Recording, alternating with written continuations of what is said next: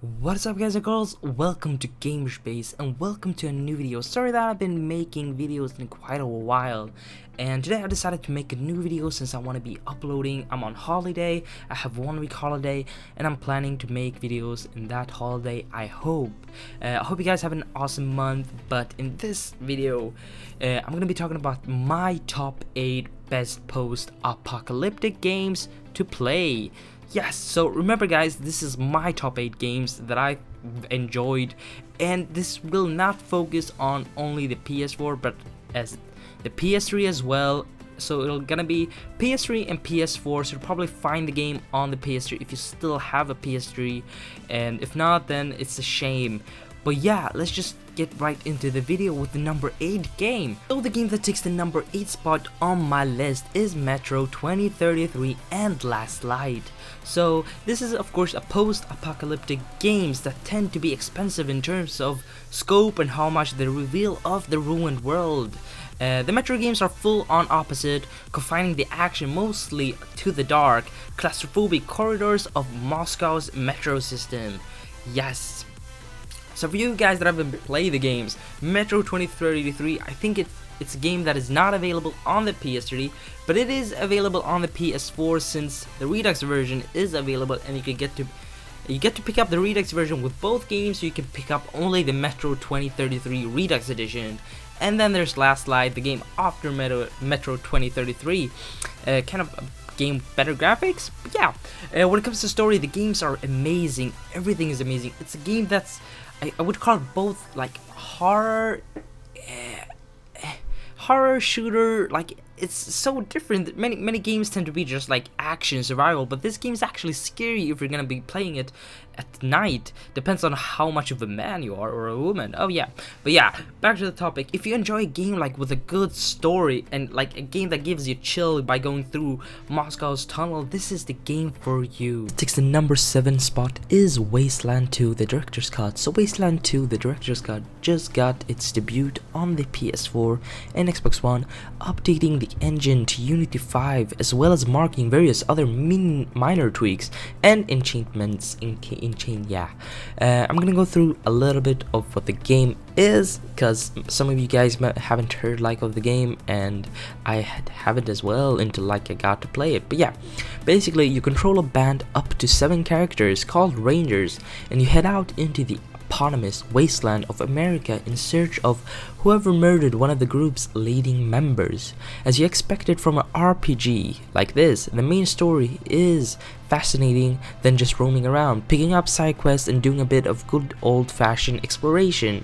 And this game kind of reminds me of Fallout New Vegas, which is also like a post-apocalyptic games. So yeah, I definitely recommend you guys checking out Wasteland 2. You can check out some YouTube videos and then decide if you want to pick up the game or not.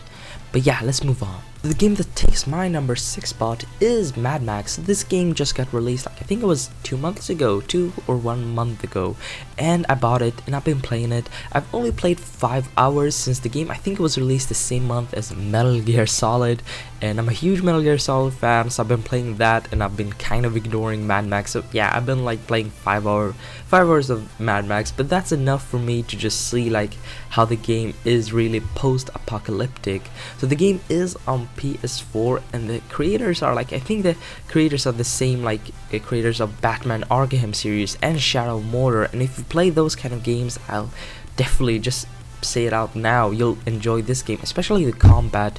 The game is more like about cars and yeah, surviving out in the wildness. It's an open world game where you can like drive around the car, you can upgrade your car, you can do side quests, do main missions, and yeah, by doing that you'll get new equipment, new money, or yeah, equipment. You also collect like what's it called, I think it's you don't collect garbage, but you collect something when you're out in the Sahara desert or wherever this game takes place.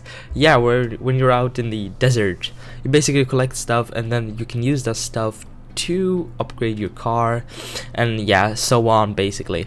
And of course you do the missions and side quests.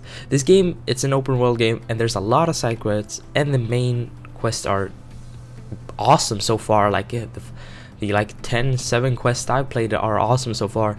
And yeah, the graphics is one of the most biggest important things for this game, since like I only played it 5 hours, but this has to be one of the greatest looking games out there, especially since it's an open world game, and to have so much detail on everything is just great. So yeah, Mad Max takes the number 6 spot. Game that takes the number 5 spot is Rage. Rage is currently not on the PS4, but it is on the PS3, and it was free on PlayStation Plus. So everyone that owned like PS3 and PlayStation Plus by the time PS3 was still popular, and you know, PlayStation Plus still gave out good games, Rage was one of those games that was, you know, something you could pick up on the PlayStation Plus for free. The game is a post-apocalyptic game, and it had mixed reviews, as I know, and as I've played it, you may enjoy it, you may not enjoy it. As I said, it depends on the people that, you know, enjoys those kind of games. You have to play it to know it. Otherwise, Rage is like the perfect definition of a post-apocalyptic game. This game also reminds me of Mad Max since it does have cars, and yeah, and like the monsters or the enemies also look alike as the Mad Max enemies. But yeah, and Rage takes place after an asteroid collides with Earth, turning the world into scorched wasteland, not too dissimilar to like Mad Max. The protagonist is an Ark survivor who comes out of a deep freeze and heads out to the surface filled with mutants, bandits, and small outstrips of human civilization. As I said, this is like first-person Mad Max. Okay, I did not say first-person Mad Max, but it is kind of similar to Mad Max in first person. But yeah, let's move on. So the game that takes the number 4 spot is Everybody Gone to the Rapture. The game was just released like, I think it was a month ago, and it's a PS4 exclusive. Everybody's Gone to the Rapture is a first-person exploration game, and there's no guns, of course. The game, you wander around in an idyllic rural village in Shropshire, England, trying to figure out where everyone's gone to. Yeah, that's kind of like obvious if you're gonna read Everybody's Gone to the Rapture. Rapture is a slow-paced, meditative game in which you interact with inanimate objects and listen in on the conversation of people who have disappeared by means in eternal light that you encounter around the village, where the game thrives in atmosphere with a beautiful soundtrack and stunning locations, evoking both sadness for an end of the world and also nostalgia for the British countryside. So this game is more for the people that enjoys a story game. There's a lot of people like Rage and Metro, all these games are shooter games with much actions. This is a game that's more, this kind of is my type, since it's a game that reminds me like of Telltale's like games where The Walking Dead and other games like, what's it called? Yeah, whatever. But yeah, it's a game where you just basically focus on the story, focus on exploration, look at the beautiful graphics, enjoy the views, and you know, it's just sit back and relax. You don't have to worry about monsters jumping on you and killing you. Basically, it's just a game that's, you know, you get to relax, and it's exclusive on the PS4, which is sad for some people that won't be able to play the game. Yeah, let's move on. So the game that takes the number 3 spot is an old game, but old is gold sometimes, and it is Fallout 3. The game was released quite a long time ago, and there's many people that haven't played the game. Basically, this is like Skyrim, the Elder Scrolls with guns. And yeah, post-apocalyptic. The story is very confusing for some people, and I'm sure that I can't even explain it, but so far the game is amazing for everyone that's been playing it. And if you're gonna play it on the PS3, you know, there's a lot of things you can do, and I think there was a lot of bugs on the PS3 version, but that was a long time ago, and why did I even bring that up? But yeah, back to the topic. The game is full with, like, exactly, if you play the Skyrim, it's kind of the same thing, just with guns. There's an open world, there's a main story, there's side quests, and there's a lot of exploration to do. There's a lot of you know, building weapons, perks, and stuff like that, which you can enjoy because it takes like many hours of your time. And I know that many of you guys enjoy those kind of games that, you know, you don't like finish the game in 8 hours, but you finish it in like over 100 hours, and this is one of the games. So yeah, let's move on to the number 2 game. Game that takes the number 2 spot is The Last of Us Remastered. It's a game that is only available on the PS4 and the PS3. The remastered version was released, of course, only on the PS4. The game focuses on the story and is basically just like the story. It's a third-person shooter game, and there's no like side quests and anything, but you focus on the story. The thing is, with this game, the story is everything, and it's really worth playing just for the story. Even though you can finish the games in like 10-20 hours by playing different difficulties, the game is still such a good experience, and this game just should be like a role model for many other developers, and it's of course made by Naughty Dog, so everyone who enjoys the Uncharted series will probably enjoy The Last of Us. But yeah, let's move on to the top game.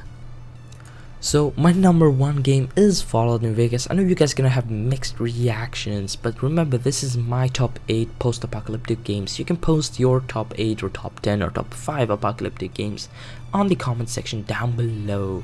Otherwise, Fallout New Vegas, it's a game that I chose because I've played a lot of Fallout New Vegas. I played it more than Fallout 3, and I've enjoyed it, and I think this game is like the definition of post-apocalyptic games. It's an open world, there's a lot of main quests, there's side quests, and of course there's perks, and there's many things to do, and I just think this game is like the whole definition of a post-apocalyptic games, and I definitely think you guys are gonna enjoy this game if you give it a try. The graphics may not be awesome if you're playing it on the PS3, but if you play it on the PC, there's mods, and seeing as for the Xbox 360, you can always like, you know, just try to enjoy good old games. But remember guys, good old games sometimes can be gold, and graphics is not everything sometimes, especially in the Fallout games. And yeah, that goes the same thing for Fallout 4 that's gonna be released soon.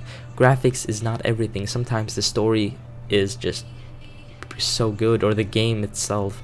But yeah, that was my top 8 post-apocalyptic games to play. I hope you guys enjoyed this video. If you did enjoy, be sure to leave us thumbs up, comment down below on your thoughts about this video. Also be sure to subscribe if you want to see more videos, and have an awesome day guys. See you next time. Bye bye.